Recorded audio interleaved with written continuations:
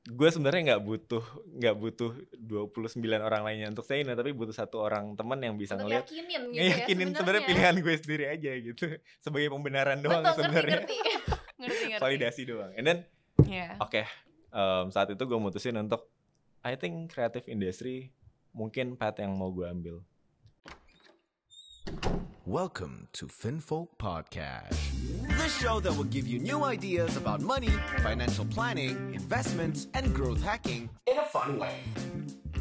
Halo folks, welcome back to FinFolk Podcast. Nah, hari ini seru banget karena kita udah kedatangan seorang founder salah satu startup. Gue pribadi yakin setidaknya kalian pernah lihat produknya satu kali aja di IG Story. Nah, ini produk adalah kembangan lokal banget dan bahkan baru-baru ini dikabarkan produknya masuk ke dalam line up Paris Fashion Week. Wah, kira-kira apa ya? Langsung aja kita sapa. Hai Bro Rizky. Hai, halo gue. Thank you ya sebelumnya udah datang jauh-jauh nih kayak. Sama-sama. Berjam-jam ya ternyata kesini perjuangan nih untuk ngobrol hari Thank you ini. udah ngundang gue. Iya ya, happy juga for being here. Boleh dong sebelumnya kenalin dulu tentang diri lo. Sedalam apa? Sedalam-dalamnya yang akan Anda inginkan. Singkat aja. Nama gue Rizky. Gue CEO dan foundernya Humans. Brand parfum yang kita based di Jakarta since 2019 lalu. Umur 27 tahun, tapi anak gue udah mau 60 orang sekarang. Wow, anaknya banyak ya. Anak di Humans. Iya, oke. Humans perfumer yang kayak gimana tuh? Mungkin biar bisa kebayang nih para folks di sini. Sebenarnya basically Humans itu adalah kita brand perfume ya. Betul. Sebenarnya 2019 kenapa kita start brand ini out of my personal issue juga saat itu. Oh, oke. Karena 2019 saat itu kan gue masih kerja di agency. Oke. Sering ketemu klien. Iya. Terus mau cari parfum. Itu susah banget nyari parfum yang oke. Karena basically kalau lo mau cari parfum tuh you either cari parfum yang harganya di bawah 50.000 yang tersedia banyak di minimarket gitu. Atau kalau misalnya mau level up dikit harganya udah langsung jutaan. Iya. And that's why waktu itu kayak kok nggak ada brand parfum yang harganya cukup affordable buat banyak orang Indonesia ya. Okay. Itu pertama kalinya sebenarnya idea pertamanya tuh muncul dari situ. Oke. Nah, tapi mau ngebuat bisnis parfum, emang ada background research tentang kombinasi apa dan apa gitu? Sebenarnya not necessarily sih. Kalau gue sendiri, gue memang suka dengan parfum. Dari dulu juga suka beli parfum. Pernah patungan sama temen, terus pakainya gantian.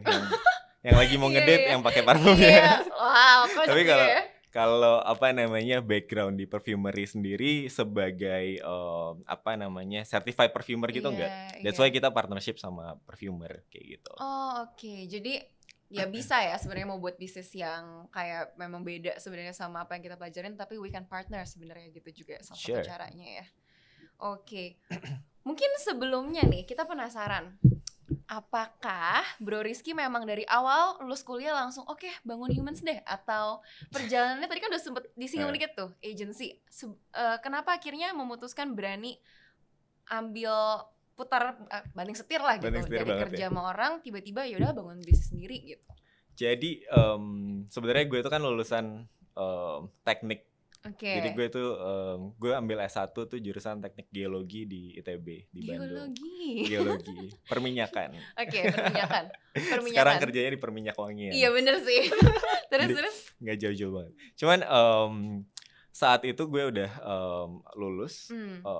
Singkat cerita, gue waktu itu emang pengen banget untuk masuk ke industri perminyakan. Jadi 2016 gue lulus. Nah pada saat itu sebenarnya industri perminyakan justru lagi jatuh-jatuhnya banget saat gue lulus. Sehingga untuk bisa masuk ke industri perminyakan itu susah banget barriernya gitu.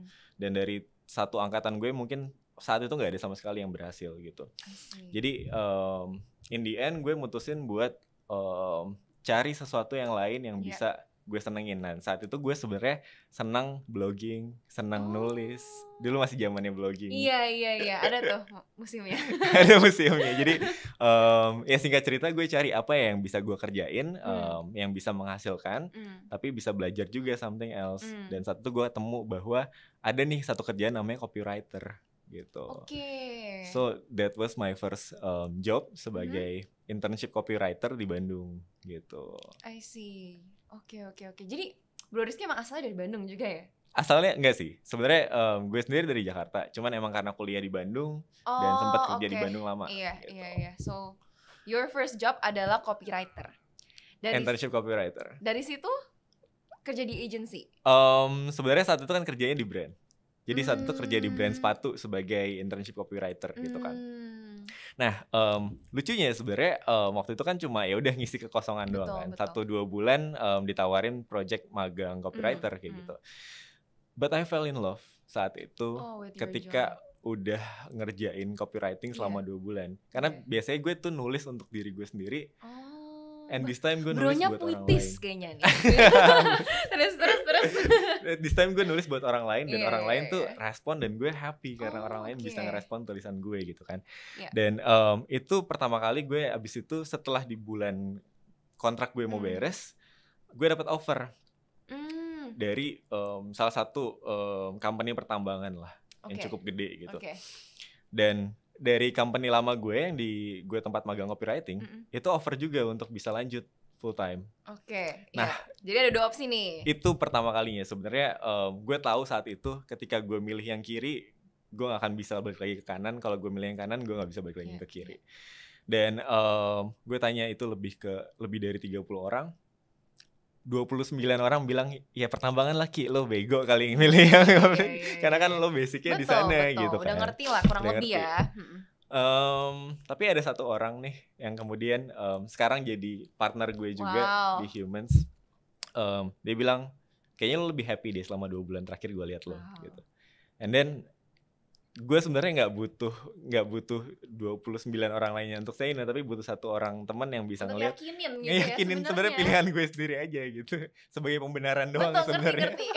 Ngerti. Validasi doang. And then saat itu gue mutusin untuk I think creative industry mungkin path yang mau gue ambil. Itu 2017.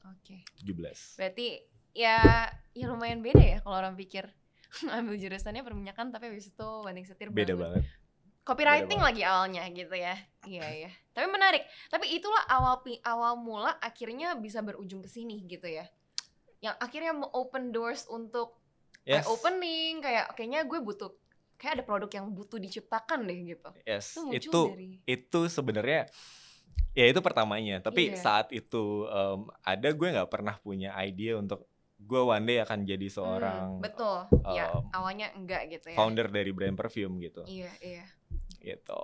Tapi akhirnya apa yang buat lo berani? Ya udah, gue akhirnya konsep-konsep apa yang lo udah buat kerancang untuk Human sehingga lo yakin bahwa oke, sekarang waktunya gue untuk cabut dari kerjaan gue dan gue mau jalan bisnis secara full. Long story short, sebenarnya karir gue nggak terlalu lama. 1 tahun gue sebagai copywriting dan marketing. And then gue ngerjain project pertama gue sendiri. Project pertama gue saat itu ngerjain brand sepatu. Nama brandnya itu adalah Nah Project. Mungkin ada yang pernah dengar sepatunya Pak Jokowi sampai sekarang sering dipakai. Nah, that was my first project sebagai CEO sebenarnya. Jadi saat itu gue ngembangin satu perusahaan dari nol. Mulai bikin roadmapnya sampai akhirnya jadi sebuah brand sneakers gitu. Selama gue ngerjain sebenarnya nggak lama, benar-benar cuma 1 tahun. Tapi si itu lu imbangin waktu selama lo kerja juga barengin? Atau lo enggak, jadi gue pas gue selesai sebagai copywriting marketing itu, gue cabut, gue sebagai CEO dari brand Nah Project ini. So that was the first time gue ngembangin sebuah company gitu sih. Tapi lo kan nggak punya basis kayak bisnis modelnya segala macam gitu. How do you? It was like it's kind of like apa ya? Belajar dan bermain kayak. Jadi gue saat itu ngebaca satu buku, gue terapin di bisnis di project gue baca buku lain, gue kenal sama orang, mentoring, terus gue terapin dan lain sebagainya.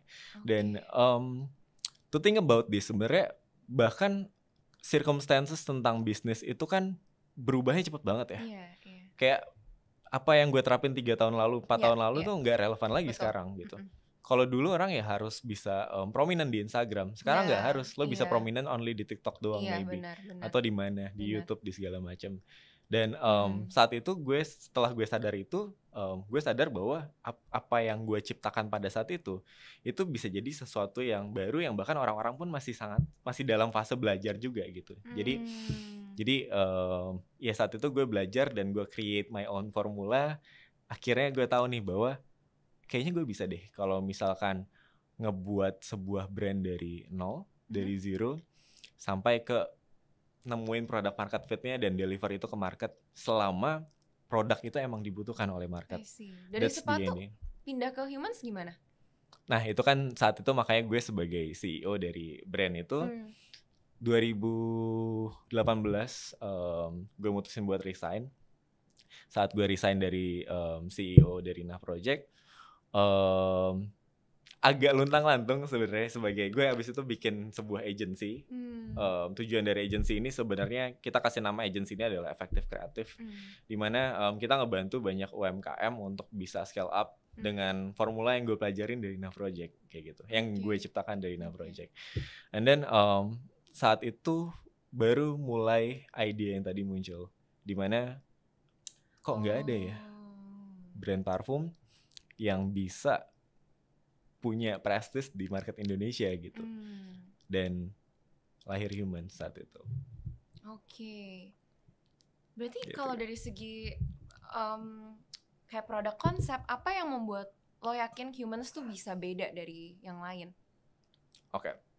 Sebenarnya kalau kita ngomongin tentang konsep produk, gue tahu saat itu ada isu yang gue alamin kan, dimana isunya adalah nggak ada nih produk parfum yang cukup affordable buat kebanyakan orang Indonesia. 1-2 juta tuh really not affordable buat banyak orang Indonesia. Apalagi kalau misalkan let's say UMR fresh graduate berapa sih? 4-6 juta, terus setengahnya atau sepertiganya buat perfume, doesn't make sense gitu. Dan saat itu gue cari tahu apa alasannya kenapa parfum harganya semahal ini. Dan ketemu jawabannya bahwa bukan karena brand dan parfumnya only, tapi karena rantai distribusinya tuh panjang banget. Kenapa rantai distribusinya panjang? Karena ini brand luar semua. Iya, benar. Jadi headquarternya di Paris, mereka ambil botolnya di China, and then mereka distribusi oleh distributor di Indonesia, lewat retailer di Indonesia. Banyak, dan that's why harganya mahal. Sehingga saat itu gue mikir, ketika kita bisa bikin sebuah produk yang kualitinya sama atau bahkan lebih bagus, kenapa bisa lebih bagus? Karena kita punya resources-nya, kita punya manufacturing-nya, tapi kita deliver dengan rantai distribusi yang jauh lebih pendek, harga lebih affordable, we can cut cost, people can enjoy the value of the products without paying too much for the products gitu. I see, jadi itu startnya ya, dan akhirnya muncullah slogan Made for Humans. Apa itu maksudnya? Tapi kan ini kan memang nih ya, Bro Rizky memang suka menulis. Jadi mungkin harusnya ada arti-arti di balik tulisannya nih. Filosofinya apa nih? Apa ya? Gue punya satu semacam bukan prinsip sih. Cuman ada satu value dari Humans. Humans tuh mencoba untuk jadi brand yang benar-benar humans, benar-benar memanusiakan customersnya, memanusiakan produknya dan lain sebagainya. Ada satu gimmick, bukan gimmick sih, ada satu di Humans tuh dari HMNS di atasnya H tuh ada garis. Garis itu kalau di simbol mat itu artinya mean. Mean itu artinya average atau rata-rata. Jadi kenapa itu rata-rata, kenapa itu average? Karena kita pengen bikin brand yang bisa relevan for average humans, gak harus lo special. Nih garisnya guys. Mana garisnya? Ya Fox ya kelihatan ya. Iya. Nah itu ya kan maksudnya. Ya oke. Berarti maksudnya mau nge-reach ya yang tadi ya, your target market adalah ya mereka yang kayak ya lo juga gitu, yang sebenarnya pengen enjoy perfume tapi ya karena terlalu mahal jadi akhirnya mereka nggak bisa dapetin itu gitu, without actually compromising the quality. Karena kita tahu tadi rantai distribusi betul, yang bikin harganya mahal. Iya ya, your business modelnya juga udah dirancang sedemikian rupa gitu ya, karena lo berarti udah ngelakuin riset terhadap other competitors dan gimana cara kita bisa naikin brand kita dengan apa yang bedain gitu kan, sehingga business modelnya terancang bahwa kita resourcing bisa seperti ini, lalu nge-cut si rantai distribusinya gitu ya. Yes. Oke. That's interesting. Tapi ada yang lebih interesting juga nih. Kayaknya baru-baru ini ramai dibicarain kalau Humans tembus nih masuk ke Paris Fashion Week. Boleh ceritain dong tuh Rizky. Kayaknya ini menunggu gitu. Itu gimana sih? Gimana tuh ceritanya bisa bawa Humans akhirnya muncul gitu? Sebenarnya kalau ditanya apakah idea untuk berangkat ke Paris Fashion Week ini ada dari pertama, enggak, karena jelas tujuan objektif dari purpose dari company kita ini adalah awalnya kita pengen bikin brand parfum dari Indonesia aja gitu, yang orang bisa afford, for Indonesians gitu. Tapi along the way kita dan gue dan tim menemukan banyak fakta-fakta yang menurut kita it's kind of messed up gitu loh. Kayak kalau misalnya, dan siapa yang bisa punya solusi terhadap ini kalau bukan kita yang salah satu yang bisa bantu bergerak gitu. Salah satu faktanya adalah misalnya kita punya 80% dari resource parfum dari dunia. Ini ngomongin tentang salah satu dari raw materialsnya, minyak nilam. Dan 80% ini nggak ada yang berhasil kita convert sebagai satu produk yang punya nilai jual tinggi, kayak parfum contohnya. Jadi selama ini hanya untuk kita ekspor dalam bentuk mentah aja. And then turns out kita beli lagi dalam harga yang lebih mahal. Jadi gak circular sama sekali gitu ekonominya. Jadi saat itu akhirnya kita punya objektif baru di Humans. Kita bilang bahwa kita pengen banget Indonesia bisa dikenal dengan parfumerinya juga.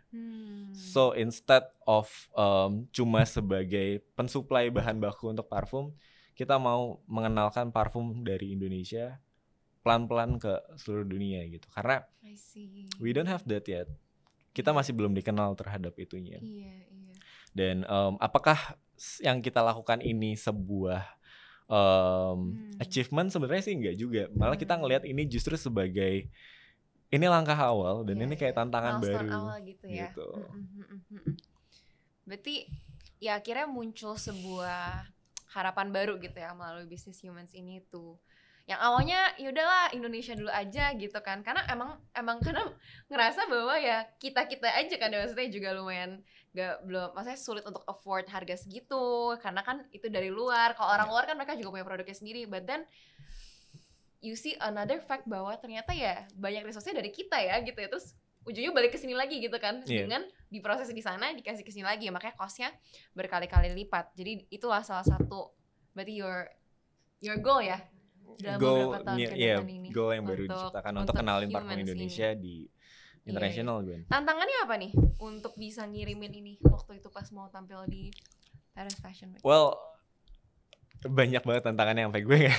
Topnya deh yang paling memuaskan gitu. Kayak apa ya? Sebenarnya kalau kita ngomongin tentang ngenalin parfum Indonesia di luar gitu, itu beberapa magnitudo lebih susah daripada ngenalin parfum Indonesia di Indonesia gitu. Karena when we start here, we understand the culture, we understand what the market needs, dan kita bisa blend dengan culture-nya gitu. Tapi ketika kita ngebawa produk kita keluar with totally different culture, totally different demand segala macem, challenge-nya jadi berkali-kali lipat gitu. Dimana ya kita harus mencoba untuk menyesuaikan dengan demand di sana gitu. Localization gitu lagi dan segala macam. Dan ya itu secara konsep. Cuman secara teknikal kita harus siapin paten internasionalnya. Kita harus punya perfumer yang emang udah di well knowledge di luar dan lain sebagainya. Dan ngebuka jalan baru, ngebuka koneksi baru, itu yang really takes time dan really ini How banget. long do you prepare sih waktu itu untuk bisa tembus ke sini? Kalau boleh tahu. The product itself sebenarnya sesuatu yang kita udah prepare dari 2 tahun lalu. Cuman saat itu kita sama sekali belum membuat produk ini agendanya sebagai produk yang kita launch di Paris Fashion Week. Tapi ini cuma produk gitu international ya? aja. Oke. Nah setelah udah muncul nih di Paris Fashion Week, kita berhasil tembus ke situ, ada nggak secara bisnis pengaruh ke humans? Investor lah, penjualan, or anything? Yang pasti semakin banyak exposure yang kita dapatkan, balance sih sebenarnya. Dari sisi opportunity-nya juga lebih banyak, tapi dari sisi angin yang berhembusnya juga makin banyak kayak gitu kan. Kita sih sebenarnya nggak terlalu menganggap maksudnya itu sebagai ya udah kita kalau ada opportunity baru kita manfaatin segala macam. Kita pengen stay true to our purpose aja gitu. Jadi ketika ada opportunity atau ada tawaran baru, kita selalu balikin ke purpose kita apa sih? Purpose kita mau ngenalin parfum Indonesia di luar. Parfum kita mau ngenalin bahwa Indonesia bisa bikin parfum dengan quality yang oke. Kita mau buka jalan bahkan gak cuma untuk humans, tapi untuk brand-brand parfum lainnya supaya bisa bikin ekosistem yang diterima di sana gitu. Apapun yang kita dapetin opportunity-nya kita akan tanya dulu nih. Balik lagi ke purpose kita. The heart of your company gitu ya. Sebenarnya ya ngebuatnya untuk apa, dan kalau online ya kita bisa collab and we go for it gitu ya. Oke. Nah, kalau ngelihat nih ya, kan semakin human sudah makin dikenal public, and then udah ada goal baru untuk go international. Kedepannya selain go to Paris, mulai dari Paris dulu ya? Mulai dari Indonesia dulu dong. Dari Indonesia, sekarang abis itu international, game-nya ke Paris. We start from Paris. Apalagi yang ingin dicapai oleh humans?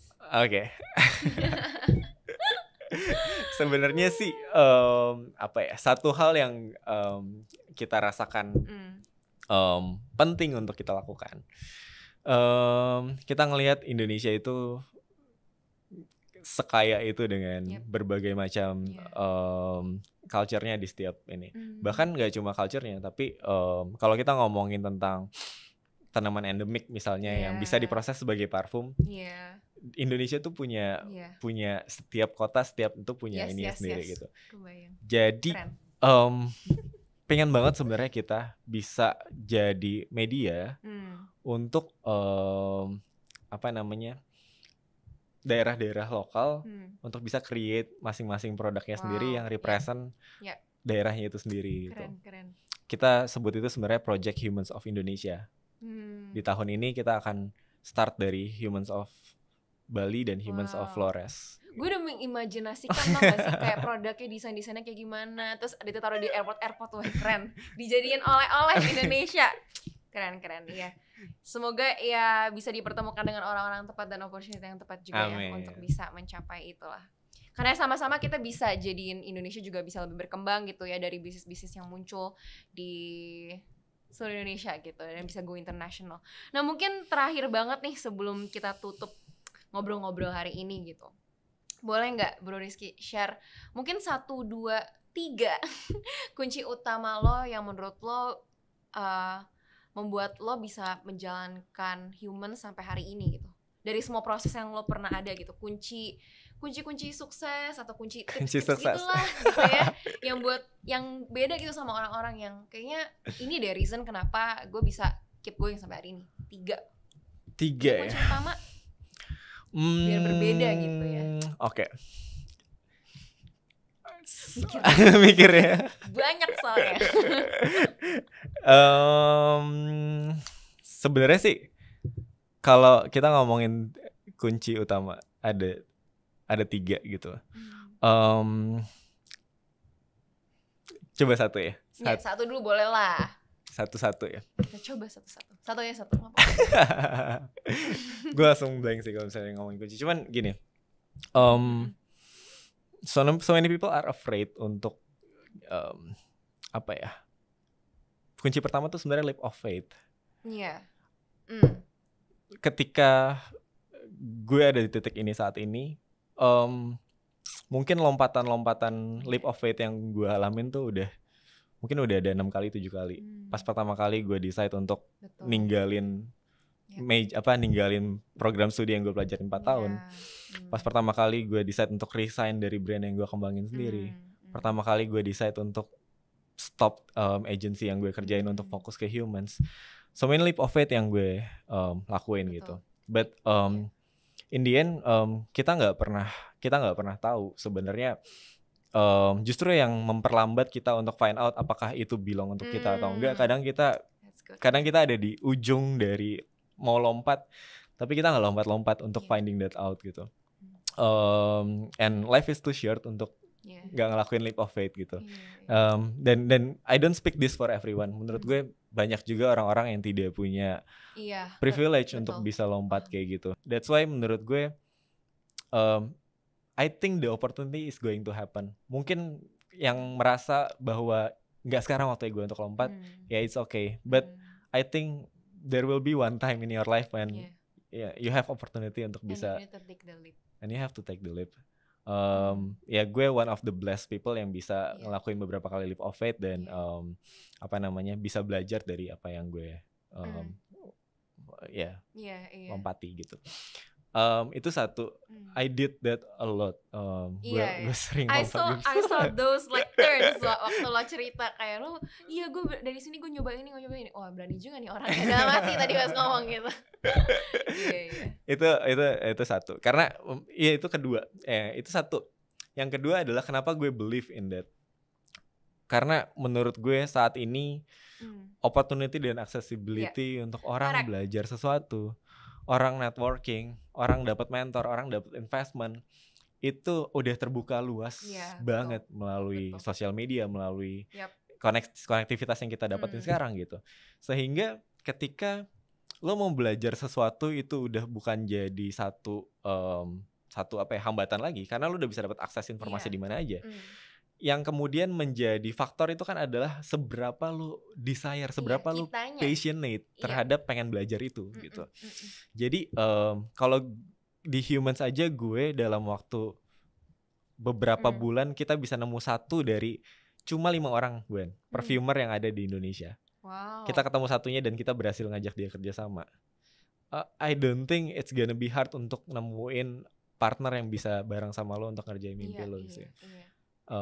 Karena kita bisa nemuin satu dari banyak tumpukan jerami itu gitu. Jadi 2 itu. So your drive gitu ya. Your drive and seberapa lo mau untuk ngejar pursue itu gitu. Itu yang kedua. If yang it's ketiga. enough, it's okay. Cukup. Well, yang ketiga sih sebenarnya ini ya. Yang ketiga menurut gue yang bedain antara orang yang bertumbuh dan berkembang atau path-nya tuh gitu betul, aja gitu. Adalah seberapa dia mau tarik diri dulu, kumpulin semua data yang dia terima selama 1 tahun ini gue ngapain aja dan apa aja yang gue dapetin, and then nge-collect ini jadi satu decision. Oke, kayaknya karena 1 tahun ini gue ngedapetin ini, gue pengen kayak gini deh. Kadang kita jarang untuk bisa reflect to ourselves dan kayak ngelihat apa sih yang udah kita jalanin dan apa purpose kita di awal. Benar. Kayak gitu. Lari aja terus ya. Jadi lari gak tahu aja juga sebenarnya. And then burn out gitu kayak lo capek tapi why? Benar. I agree on that. Setuju. Dan itu memang it works sih gitu. Ya pokoknya semua yang lo ngomong tuh gue setuju dan itu benar banget. Jadi thank you for saying that, dan maksudnya jadi bukti juga sih untuk kita semua di sini gitu ya, bahwa 3 hal itu ya memang ketika dijalankan benar-benar ya ada hasilnya gitu. Dan salah satu hasilnya adalah terlahirlah humans gitu yang akhirnya bisa serve Indonesian market dan juga punya hati gitu untuk kayak bisa nanti reach out into international and even opening opportunity buat others gitu ya untuk bisa go international juga. Karena kan lama-lama orang udah ada marketing gitu ya lama-lama ya. Yes, of course. Kita kayak masuk lah yang lain segala macam. So a big goal and I really hope humans bisa mencapai itu ya. Amin. Okay, so I think tadi udah menutup perbincangan kita, udah kayak last question yang udah sampai Bro Rizky gue kasih mikir lama gitu ya, kayak apa 3-nya karena banyak gitu, tapi kena banget lah. Jadi thank you banget sekali lagi Bro Rizky buat waktunya, udah sharing tentang lo sendiri, tentang value lo dan juga perjalanan humans. menurut gue pribadi sih gue belajar banyak dan menurut gue interesting ya, karena ya tadi sih mungkin 3 hal terakhir yang bisa kita pick up. Tadi benar, leap of faith. Kalau kalian punya privilege ya, kita sebisa mungkin berani gitu untuk bisa ngambil keputusan dalam hidup kita. Dan yang kedua, kalau kita punya keinginan gitu di dalam hati ya, kita harus bisa ngelakuin itu menjadi realita gitu. Jadi nggak cuma simpan-simpan aja, tapi drive dan make it happen gitu. You have a desire dan you go pursue it gitu ya. Kerja mencari itu pasti akan ketemu gitu. Kayak contohnya dari 5 ketemu 1 gitu kan di Indonesia. It's something yang possible. Dan yang ketiga, sisihkan waktu untuk bisa nge-reflect gitu. Karena kita kadang suka banyak lari tapi nggak pernah benar-benar ngelihat kita tuh udah ngelakuin apa aja. Jadi kita nggak tahu berikutnya tuh kita sebenarnya mau apa. Jadi itulah sebenarnya yang membuat hidup tuh meaningful gitu ya. Dan tahu sebenarnya next itu mau ngapain gitu. So I think hari ini itu dulu ya folks. Jadi kita tunggu nih nanti nextnya Humans udah bisa go international dan open new opportunities buat Indonesia gitu. So thank you for your time. Sampai jumpa folks and see you in the next FinFold podcast. Bye.